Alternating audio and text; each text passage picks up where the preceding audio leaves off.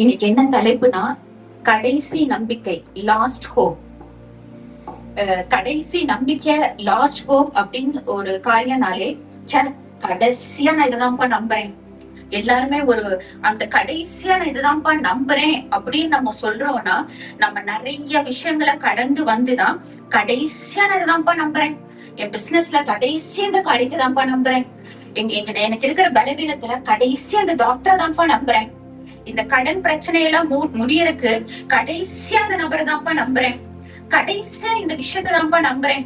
கடைசியா இந்த மனுஷனை தான்ப்பா நம்புறேன் அப்படின்னு நம்ம சொல்லுவோம். அந்த கடைசியின் போது என்னன்னா, நம்ம நிறைய விஷயத்துல ஏமாந்து போயிருப்போம். நிறைய விஷயத்துல நம்பி ஏமாந்துருப்போம். நிறைய விஷயத்துல சோர்ந்து போய் ஒண்ணுமே இல்லைன்னு போது கடைசியான இந்த காரியத்தை தான்ப்பா நம்புறேன் அப்படின்னு நம்ம சொல்லுவோம். அந்த கடைசியா அப்படின்னு சொல்லும் போது நிறைய பேர் ஜஸ்ட் என்னப்பா இந்த பர்சனை நம்புறான், இந்த காரியத்தை நம்புறேன். இப்போ ஃபார் எக்ஸாம்பிள், ஒருத்தங்கிட்ட நம்ம கடன் கேட்டிருப்போம். நிறைய பேர்கிட்ட கேட்டு பார்த்திருப்போம் கடன். எல்லாருமே கை வச்சிருப்பாங்க. ஒரு நபர்கிட்ட நம்ம கடன் கேட்டிருப்போம். அந்த நபர் சொல்லுவாங்க, நீங்க நாளைக்கு காலையில வாங்கப்பா, நீங்க வந்து ஒரு 8 மணிக்கு வந்துருங்கப்பா அப்படின்போம். 8 மணிக்குன்றது நமக்கு நைட் ஃபுல்லா தூக்கம் வராது. இல்ல கொடுத்துருவோம், இல்ல கொடுத்துருவோம், இல்ல கொடுத்துருவான் அப்படின்னு ஒரு நம்பிக்கையில நம்ம போவோம். அங்க போயிட்டு 8 மணின்றது நம்ம 7:30 7:45 அவங்க தெருவுக்கு போய் கரெக்டா 7:45 நம்ம போய் உட்காரும் போது அந்த டென்ஷன் இருக்கும். அந்த கையில நம்ம கேட்ட பணத்தை அந்த பர்சன் குடுக்கற வரையும் ஒரு டென்ஷன் இருக்கும். அவங்க வந்து கேட்பாங்க, டீ குடிக்கிறேன், எதுவுமே நம்மளுக்கு இறங்காது. நம்ம மனசுல என்ன, ஐயோ முதல்ல கேட்ட காசை குடியா, குடுத்ததுக்கு அப்புறம் நான் கிளம்புறியா அப்படின்ற ஒரு எண்ணம் இருக்கும். நம்ம வீட்டுல இருக்கிற நபர்கள் நினைப்பாங்க, இல்ல இன்னைக்கு வரும்போது ஒரு காசோட தான் வருவார் அப்படின்ட்டு. அந்த கடைசி நம்பிக்கை, இந்த காலகட்டத்துல இந்த கடைசி நம்பிக்கை வந்து ஜென்ரலாவே எல்லாருமே என்னன்னா, ஒரு மனுஷன் மேலதான் வைப்போம். இல்ல நம்ம பிசினஸ்னா ஒரு பொருள் மேல வைப்போம். இல்ல நம்ம ரொம்ப பலவீனம், எல்லா டாக்டரும் கைவிட்டாங்கன்னா யாராச்சும் ஒருத்தர் சொல்லுவாங்க, அந்த டாக்டர் போய் பாருங்க, அந்த டாக்டர் வந்து இதே பிரச்சனையில ஒருத்தர் இருந்தாரு, அவருக்கு அந்த டாக்டர் சுகம் கொடுத்துறாரு, அது போனாலே சுகந்தாங்க அப்படின்போம். கடைசி அந்த டாக்டர் நம்புவோம். இந்த மாதிரி நம்பி நிறைய விஷயத்துல நம்ம ஏமாந்து போவோம். இது இயல்பு, மனுஷனோட இயல்பு, யாரையுமே நம்ம குற்றப்படுத்த முடியாது. இந்த மாதிரி பைபிள்ல ஒரு பொண்ணு நிறைய காரியங்களை கடந்து வந்திருக்கா, ஊரால ஒதுக்கப்பட்டிருக்கா. ரொம்ப அழுகை காரியம் தான். அந்த பொண்ணோட நிலைமை அப்படின்னு என்னன்னா, ரொம்ப வஸ்டான சிச்சுவேஷன் பா. எல்லாத்தாலையும் கைவிடப்பட்ட பொண்ணு, அம்மா அப்பாவால கைவிடப்பட்ட பொண்ணு, சொசைட்டியால கைவிடப்பட்ட பொண்ணு, எல்லாத்தாலையும் கைவிடப்பட்ட பொண்ணுக்கு கடைசியா ஒருத்தர் உதவி செஞ்சாரு. அந்த ஒரு செகண்ட்ல அந்த பொண்ணோட வாழ்க்கையில வந்து எசப் அப்படியே மாத்திட்டாரு. அது அந்த பொண்ணை குறிச்சுதான் இன்னைக்கு நம்ம பார்க்க போறோம். எடுத்தவங்க வாசிக்கலாம். மார்க்கு 5ஆம் அதிகாரம் 25வது வசனம் 26வது வசனம்.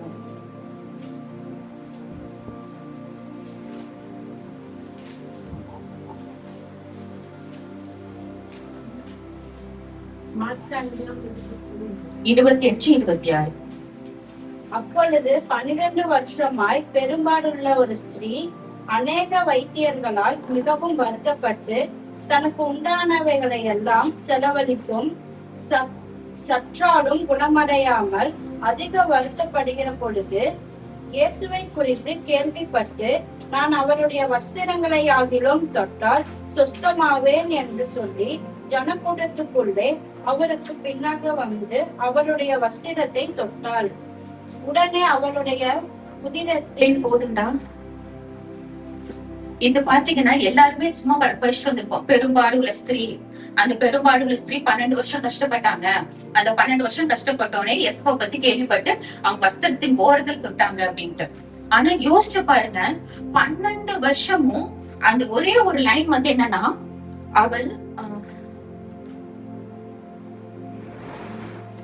கடைசி லைன் 26வது வசனத்துல கடைசி லைன், குணமடையாமல் அதிக வருத்தப்படுகிற பொழுது, அதாவது எல்லா வைத்தியராலையும் கைவிடப்பட்டு குணமடையாமல் அதிக வருத்தப்படுறா. அந்த இங்கிலீஷ் நம்ம வந்து அதிக வருத்தப்படுறான்னு வாசிக்கிறோம். இங்கிலீஷ்ல வந்து பைபிள் என்னன்னா, ரொம்ப ஒஸ்டான சிச்சுவேஷனா, மோசமான நிலைமையில இருந்திருக்கா. அதாவது அவ சொத்து எல்லாமே வைத்தியர்கிட்ட செலவு பண்ணிருக்கா.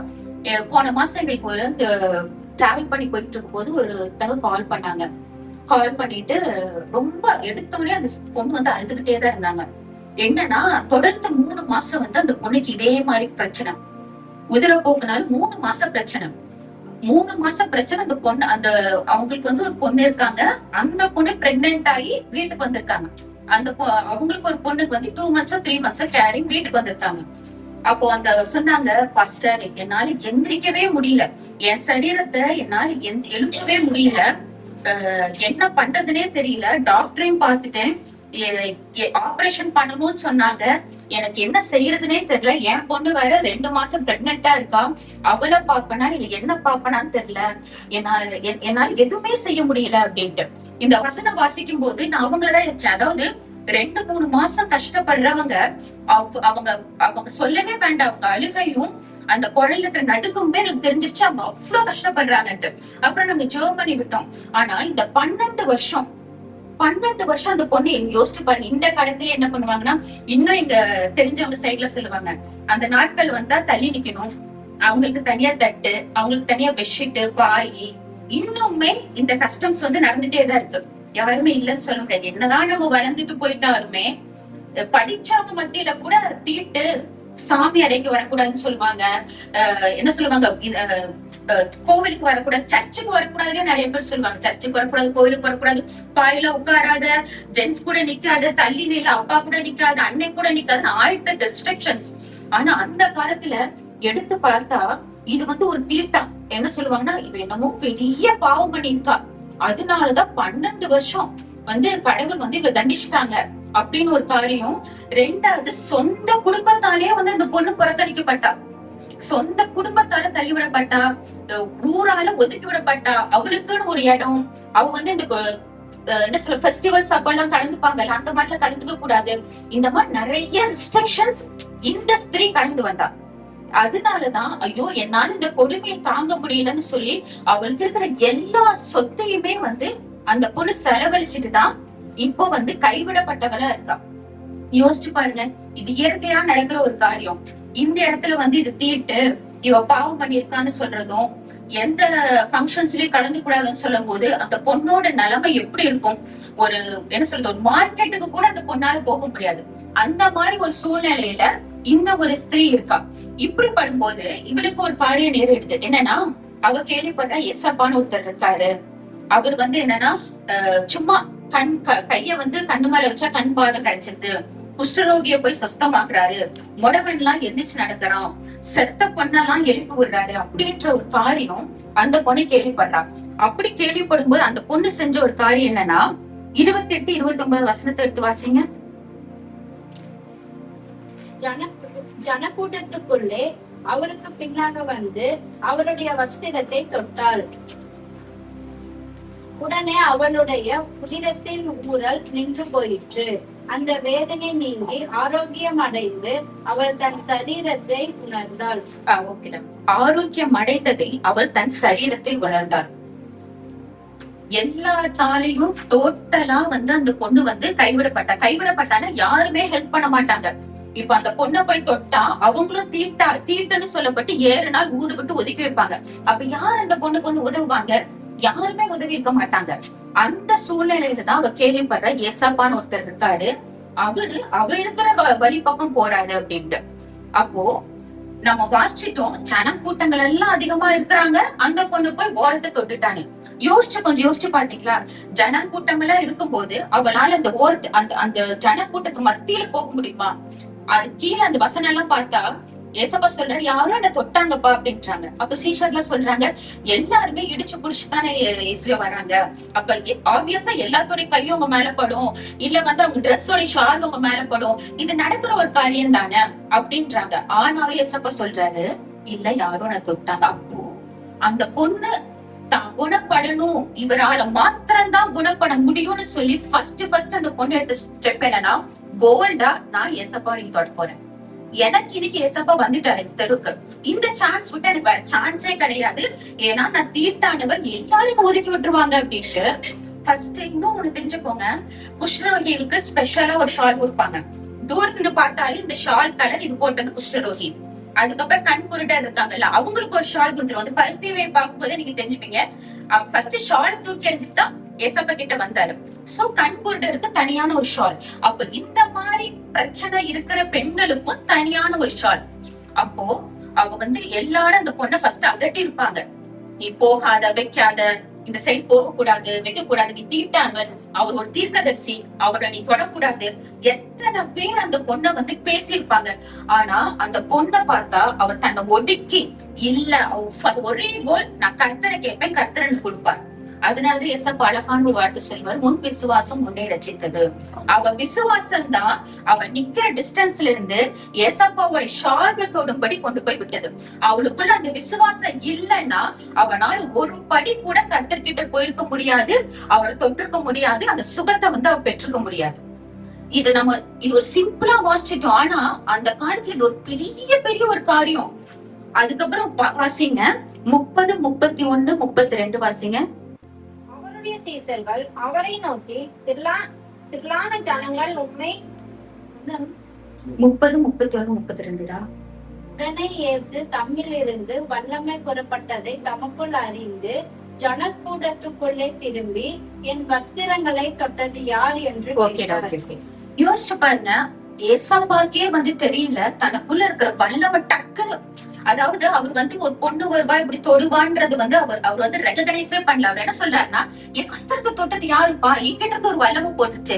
அப்ப அவர்கிட்ட இருந்து வல்லமை வரணும்னா நம்ம விசுவாசம் ஒண்ணு போதும். அதுதான் கடைசி நம்பிக்கை. நம்ம நிறைய விஷயங்களை காய்ந்து வந்திருக்கோம். ஒருவேளை நம்ம பலவீனம். டாக்டர் சொல்லுவாரு, லைஃப் லாங் இந்த மாத்திரை நீ சாப்பிட்டே தான்ப்பா ஆகணும் அப்படின்னு சொல்லுவாரு. நம்மளுக்கு வேற வழி இல்ல. நம்ம அந்த மாத்திரை சாப்பிட்டு நம்ம நினைப்போம், அவ்வளவுதான் என் வாழ்க்கை போச்சா, இப்படியே டிபெண்டா இருப்பேனா, இப்படியேதான் மாத்திரை சாப்பிட்டுட்டே இருப்பேனா அப்படின்ட்டு. ஆனா ஏசப்பா சொல்றாரு, நீ என்கிட்ட வா, என் மேல விசுவாசமே, அந்த ஒரு மாத்திரை நீ எடுத்து வச்சு, ஏசப்பா என்னுடைய ரத்தம் இந்த மாத்திரை எடுக்கிற காரியம் சீக்கிரம் என்கிட்ட முடியணும்னு சொல்லி நீ உனக்குள்ள போட்டீங்கன்னா அது ரத்தமா போய் உனக்குள்ள இருக்கிற பலவீனம் மாறும். ஏசப்பா கிட்ட இருந்து வெளியே வந்தது வல்லமை. அது எதை வச்சு வந்துச்சுன்னா, அந்த பொண்ணுக்குள்ள இருக்கிற விசுவாசம், அந்த ஸ்திரீக்குள்ள இருக்கிற விசுவாசம். அந்த விசுவாசத்தினாலதான் அவ தொட்ட அடுத்த செகண்ட் பாருங்க அவ உணர்றா. அது வரை இருந்த உடம்பு வலி, அந்த டைம் எல்லாம் கையெல்லாம் இன்ச்சா வலிக்கும். நிறைய பேத்துக்கு இப்படி சுத்தமா வலிக்கும். எனக்கெல்லாம் பேக் பெயின் வெண்ட கரண்டு சில நாட்கள் அப்படியே சுருண்டு கிடப்பேன். வயிறு வலி ஒரு பக்கம் இருக்கும். அதெல்லாம் காமிக்காம தான் நம்ம வேலைக்கு போகணும், எல்லாம் பண்ணணும். ஆனா அந்த பொண்ணு 12 வருஷம் அவ உடம்புல இருக்கிற ரத்தம் எல்லாம் உரியிற அளவுக்கு 12 வருஷம் எவ்வளவு வேதனை இருந்துச்சுன்னா, அந்த தொட்ட அடுத்த செகண்ட் அவ ஃபீல் பண்றா, எனக்குள்ள இருக்கிற காரியங்கள்லாம் நமக்கு விலகி போயிடுச்சு. இந்த பலவீனத்தை நீக்க அந்த சூழ்நிலை பார்த்து ஏசப்பாவால மாத்திரதான் முடியும். அவரே திரும்பி பாக்குறாரு, என்னடா யாரோ தொட்டாங்களே. அதுக்கடுத்தது வாசிங்க. அவருடைய சீஷர்கள் அவரை நோக்கி, திரளான ஜனங்கள் உம்மை நெருங்கிக் கொண்டிருக்கிறதை நீர் கண்டும் என்னை தொட்டது யார் என்று கேட்கிறீரே என்றார். இதுதான் சொன்னேன், திரளான ஜனங்கள். ஏன்னா அவர் மூலமா அவ்வளவு அதிசயம் இருக்கும். ஒண்ணும் இல்லைங்க, நம்ம ஊர்ல மோகன் சிலாசங்கள் வராங்க அப்படின்னு ஒரு என்ன சொல்ல, ஒரு அட்வர்டைஸ்மெண்ட் வந்து நம்ம டிவில போட்டாலே எத்தனை கூட்ட மக்கள் போய் நிற்பாங்க. ஏன்னா அங்க போனா ஒரு சிலவங்க எனக்கான வார்த்தை கிடைக்குமா, ஒரு சிலவங்க என் கண்ணீர்கள் எல்லாம் மாறுமா, ஒரு சிலவங்க என் பலவீனம் எல்லாம் மாறுமா, எனக்குள்ள ஒரு அற்புதம் நடக்குமா, ஆசீர்வாதமா இருக்குமா, ஒரு சிலவங்க அப்படி என்னதான் சொல்றாரு பாக்கலாங்க அப்படின்னு சொல்லி இத்தனை கூட்டம் வருவாங்கல்ல. அப்போ அந்த காலத்துல இப்படிப்பட்ட ஒரு மனுஷர், அவர் நடன்பட்டாலே அற்புதம், அவர் திரும்பி பார்த்தாலே அற்புதம், அவர் தொட்டாலே அற்புதம் நினைக்கிற ஒரு மத்தியில வந்து அவங்க சொல்றாங்க, எல்லாரும் இடிச்சிடிச்சுட்டு தானே வருவாங்க அப்படின்னு. அவரு இல்ல எனக்குள்ள இருந்து வல்லமை போடுபட்டுச்சு நான் உறுதியா சொல்லும் போது அடுத்தது பாருங்க, இதை செய்தவளை காணும்படிக்கு அவர் சுற்றிலும் பார்த்தார். தன்னிடத்திலே சம்பவித்ததை அறிந்து அந்த ஸ்திரீயானவள் பயந்து நடுங்கி அவர் முன்பாக வந்து விழுந்து உண்மையெல்லாம் அவருக்கு சொன்னாள். அவர் அவளை பார்த்து, மகளே, உன் விசுவாசம் உன்னை ரட்சித்தது, நீ சமாதானத்தோட போய் உன் வேதனையை நீக்கி சுகமாய் இரு என்றார். எவ்வளவு பெரிய ஒரு ஆச்சரியம் யோசிச்சு பாத்தீங்களா? அவங்க வந்து சொல்றாங்க, எல்லாரும் உங்களை இடிப்பாங்களே, ஆனா ஏசப்பாக்கு தெரியுது எனக்குள்ள இருக்கிற வல்லமும் ஒண்ணு பயப்பட்டுச்சு. யார் அந்த வல்லமே, அவரை யார் அந்த ஸ்திரீன்றது ஏன் பார்த்தாருன்னா, இவ்வளவு பெரிய விசுவாசம் எனக்கே தெரியாம என் சால்வையை தொட்டு ஒரு பொண்ணு சுகம் பட்டிருக்கான்னா இவ்வளவு பெரிய விசுவாசம் உள்ள ஒரு ஸ்திரீ யாருன்றது அவரே திரும்பி பாக்குறாரு. பார்க்கும்போது அந்த பொண்ணு வந்து பயந்துட்டா. ஏன் பயந்துட்டானா, அவங்க வந்து அந்த டைம் ஒரு தீர்க்கதரிசி, இவ ஒரு தீட்டானவ, திரும்பி தொட்டு ஊர் மக்கள் எல்லாம் நடிச்சு திரும்பி ஊரை விட்டு வெளியே தள்ளிடுவாங்களோ, திரும்பி தனக்கான அந்த 12 வருஷம், அது என்ன சொல்லுவாங்கன்னா டிராமான்னு சொல்லுவாங்க. இந்த காலத்துல வந்து சின்ன வயசுல பயங்கரமான பாதிக்கப்பட்ட ஒரு பொண்ணு வந்து அதே நடுக்கத்தோட இருந்தாங்கன்னா என்ன சொல்லுவாங்கன்னா, அவ சின்ன வயசுல ஏற்பட்ட ஒரு டிராமா, சின்ன வயசுல ஏற்பட்ட ஒரு பாதிப்புன்பாங்க. அப்ப 12 வருஷம் குடும்பத்தால, சொசைட்டியால, ஃப்ரெண்ட்ஸால சர்ச்சுக்கு போக முடியாது, ஒரு கூட்டம் நடந்தா போக முடியாது, ஒரு பெரிய பெரிய ஆட்கள் வந்தா பார்க்க முடியாது, நம்ம ஒடுங்கிதான் அந்த காரியம் திரும்ப தனக்குள்ள வந்துருமோ, ஏன்னா நம்ம ஒரு தீர்க்கதரிசி தொற்றுக்கோமோ பயந்து அந்த பொண்ணு போய் நின்று டக்கு டக்கு டக்கு டக்குன்னு எல்லாத்தையும் சொல்லிட்டா. இந்த மாதிரிங்கயா, நான் இந்த மாதிரி இவ்வளவு கஷ்டப்பட்டேன், எனக்கு வந்து இத்தனை பேர் வந்தாங்க, இத்தனை வைத்தியர்கள் பார்த்தேன், இத்தனை காரியங்கள் பார்த்தேன், எதுலையுமே எனக்கு இல்ல. ஆனா உங்களுடைய ஷால்வின் ஓரத்தில் தொட்டனாலதான் எனக்கு இவ்வளவு பெரிய ஒரு காரியம் நடந்துச்சு அப்படின் போது ஏசப்பா ஒரே ஒரு வார்த்தை, உன் விசுவாசம் ஒன்று ரச்சித்தது. இன்னைக்கு ஏசப்பா தான் கேட்கிறாரு, நம்ம நிறைய விஷயத்துல கைவிடப்பட்டவங்களா இருப்போம். ஃபார் எக்ஸாம்பிள், நம்ம குடும்பத்தாலே நம்ம ஒதுக்கப்பட்டவங்களா இருப்போம். இல்ல நம்ம நிறைய வேலை தேடி தேடி நம்ம எதிர்பார்த்து ஒரு ஜாப், நம்ம எதிர்பார்த்து ஒரு காரியம் நடந்திருக்காம இருக்கலாம். இல்ல நீ இந்த வேலைக்கு இந்த இடத்துக்கு போய் ட்ரை பண்ணு, நீ அந்த இடத்துக்கு போய் ட்ரை பண்ணு, இந்த காரியம் பாரு, நீ அந்த காரியம் பாரு, இந்த ஹாஸ்பிட்டல் போ, நீ அந்த ஹாஸ்பிட்டல் போ, இந்த இடத்துல நீ இதை போய் பாரு, நீ அந்த இடத்துல இது போய் பாரு, அப்படி நிறைய பேர் நிறைய ஒப்பீனியன் சொல்லி நம்ம இந்த காலத்துல எல்லா இடத்துக்கும் போயிருப்போம். ஆனா ஏசப்பா என்ன சொல்றான்னா, கடைசியா நீ என்ன நம்பு, ஒரே ஒரு தட்டி என்ன நீ நம்பு. 12 வருஷம் தான் சொத்த இழந்தா அப்படின்னு போட்டிருக்குன்னா, அந்த பொண்ணு எவ்வளவு என்ன சொல்றது, ஒரு ஹை கிளாஸ் பீப்புளா இருக்கலாம், அதாவது நல்ல சொத்துள்ள ஒரு பொண்ணா இருக்கிறனாலதான் அவ சொத்தெல்லாம் இழந்து எல்லா ட்ரீட்மெண்ட்டும் அந்த பொண்ணு பார்த்திருக்கா. பார்த்துதான் அவ ரொம்ப முடியாத ஒரு சூழ்நிலையில இருந்திருக்கா. அப்படிப்பட்ட பெண்ணை தான் கர்த்தர் வந்து ஒரு பெரிய ஒரு விடுதலை கொடுத்தாரு. ஆனா ஏசப்பா என்ன சொல்றாருன்னா, நீ கடைசி ட்ரை பண்ணிடல, உன்னால முடிஞ்சளவு நீ எல்லாத்தையும் பாத்தி இல்ல, உன்னால முடிஞ்சளவு நீ ஹாஸ்பிட்டல்ஸ் போனி இல்ல, உன்னால முடிஞ்சளவு நீ வேலைக்கு ட்ரை பண்ணி இல்ல, உன்னால முடிஞ்சளவு நீ எல்லாத்தையும் செஞ்சு இல்ல, என்ன நீ நம்பு. கடைசி ஒரு டைம் நீ என்ன நம்பு. இப்போ என்னன்னா, நம்ம தினந்தோறும் நிறைய காரியத்துக்காக ஜெபிக்கிறோம். ஃபார் எக்ஸாம்பிள் வந்து நம்ம வீட்டுல வந்து ஆல்கஹால் அடிக்ட் இருக்கிறாங்க, தண்ணி அடிக்கிறவங்க, ட்ரிங்க்ஸ் பண்றவங்க இருக்கிறாங்க. இந்த காலத்துல நிறைய பேர் போதை வஸ்துக்களுக்கு அடிமையா இருக்கிறாங்க. அப்பா அவங்க நிறைய பேர் ரெக்கமெண்ட் பண்ணுவாங்க, நீ அந்த ஒரு மறுவாழ்வு மையத்துக்கு போ, நீ இந்த ஒரு டாக்டர் பாரு, நீ அந்த ஒரு காரியத்தை பாரு. ஆனா ஏசப்பா சொல்றாரு, நீ எல்லாத்துக்கும் போனீல, நீ எல்லாத்தையும் ட்ரை பண்ணில, என்ன நம்பு, என்ன நீ நம்பு. ஒரு டைம் முழுசா என்ன நீ நம்பு. இது அதாவது நம்ம ஒரு இடத்துல எசப்பான இந்த காரியத்துக்கு உங்களதான் நம்புறேன்னு சொல்லிட்டு இன்னொருத்தவங்க ஐடியா கொடுக்கும் போது அங்கேயும் போய் கால் வச்சா எசப்பாக்கு அது பிடிக்காது. இந்த பொண்ணு அது செய்யல, எல்லாத்தையும் விட்டுட்டு ஏசப்பா மட்டும்தான் நம்பிச்சு. அதோடைய காரியம், அந்த பிரயாசம் எப்படின்னா, அந்த கூட்டத்தின் மத்தியில அந்த பொண்ணு போனதுதான் கர்த்தர் பார்த்த ஒரு காரியம். உனக்கு தீட்டு எல்லாம் ஒதுக்கி வச்சும் உனக்கு கிடைச்ச அந்த கடைசி வாய்ப்பு இல்ல, இவரால முடியும்னு சொல்லி நீ நம்பின நம்பிக்கைதான் உன்னை நீ இருந்த இடத்துல இருந்து ஏசப்பா கிட்ட கூட்டு போய் அவர் ஷால்வையை தோடும்படி செஞ்சுச்சு. அந்த நம்பிக்கைதான் கேட்பாரு. நான் சில டைம் வந்து சில காரியங்களை ஜெபிக்கும் போது ஏசப்பட்டு சொல்லுவேன், நீங்க எதுவும் பேச வேண்டாம் ஏசப்பா, திரும்பி எனக்கு ஒரு பார்வை மட்டும் பாருங்க. நீங்க எனக்கு ஒரு பார்வை பார்த்தா போது என் சூழ்நிலைகள் எல்லாம் மாறிடும்பா. நிறைய விஷயங்கள் வெளியே சொல்ல முடியாது, நிறைய விஷயங்கள் நம்ம ஹஸ்பண்ட ஷேர் பண்ண முடியாது, நிறைய விஷயங்கள் நம்ம பேரண்ட்ஸ்ட ஷேர் பண்ண முடியாது, சிஸ்டர்ஸ்ட ஷேர் பண்ண முடியாது. அப்பெல்லாம் நான் காலையில எழுந்து உட்காந்து ஒண்ணுமே இல்லை, நம்ம யோசிச்சுட்டு ஜெபம் பண்ணிட்டு ஏசப்பா ஒரு சின்ன பார்வை திரும்பி பார்த்தா போதும், நீங்க ஒரு பார்வை பார்த்தா போதும், என் சூழ்நிலைகளை கர்த்தர் மாற்ற வல்லவர் அப்படின்னு. சூழ்நிலைகளை கர்த்தர் மாற்றி இருக்காரு, மாற்றனாலதான் நான் உங்ககிட்ட சொல்றேன், கர்த்தர் சூழ்நிலையை மாற்றுவார் அப்படின்னு சொல்லிட்டு. சோ நான் இன்னைக்கு ஏசப்பா சொல்றது ஒன்னே ஒண்ணு, உங்கள் விசுவாசம் உங்களை ரட்சிக்கும். 12 வருஷம்லாம் நீங்க கஷ்டப்பட வேண்டாம். மேபி நீங்க இத்தனை காலம் நிறைய நாள் கஷ்டப்பட்டிருக்கீங்க, இனி நீ கஷ்டப்பட வேண்டாம்.